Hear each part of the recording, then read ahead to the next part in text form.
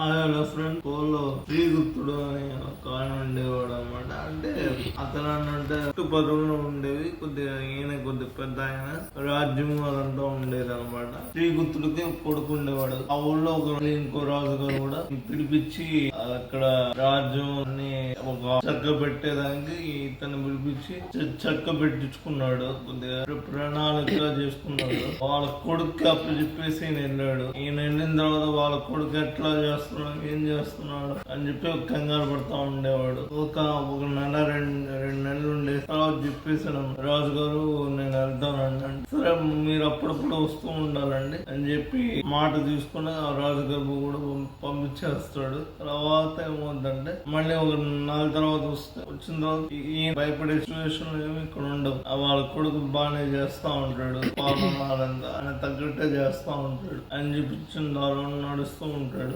అక్కడ వెళ్ళొచ్చిన తర్వాత ఈయనకి ఆరోగ్యం బాగా వస్తుంది. వచ్చిన తర్వాత కొడుకు ఏం అర్థం కాదు, ఏంది మా నాన్న ఏంది ఇంతకుముందు ఎంత ఉత్సాహంగా లేసి తిరుగుతా ఉండేవాడు, చేస్తా ఉండేవాడు. ఇప్పుడు కూర్చోవాలన్నా కూర్చుంటున్నాడు, పడుకోవాలన్నా పడుకోలాగా పడుకుంటున్నాడు.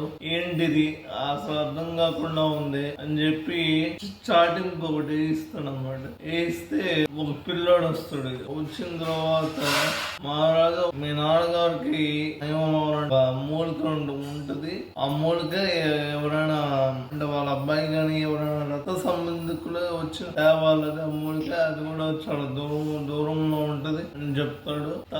తర్వాత అది ఫ్రెండ్స్ ఇప్పుడు మూలిక ఎక్కడ ఉంటది అసలు ఏంటి, ఆ మూలిక కోసం కొడుకే కూడా ఇంకేమన్నా పంపించడం వల్ల ఇంకేం చేస్తాడు, రాజేం చేస్తాడు, కొడుకు లేదని ఒప్పుకుంటాడు. అంటే ఈ పరిస్థితిలో నువ్వు ఎట్లా అని చెప్పి అప్పుడా పంపిస్తాడు, ఏం చేస్తాడు చూద్దాం ఫ్రెండ్స్. దీని పార్ట్ 2 వీడియోలు చూద్దాం. లైక్ చేయండి, షేర్ చేయండి, సబ్స్క్రైబ్ చేయండి.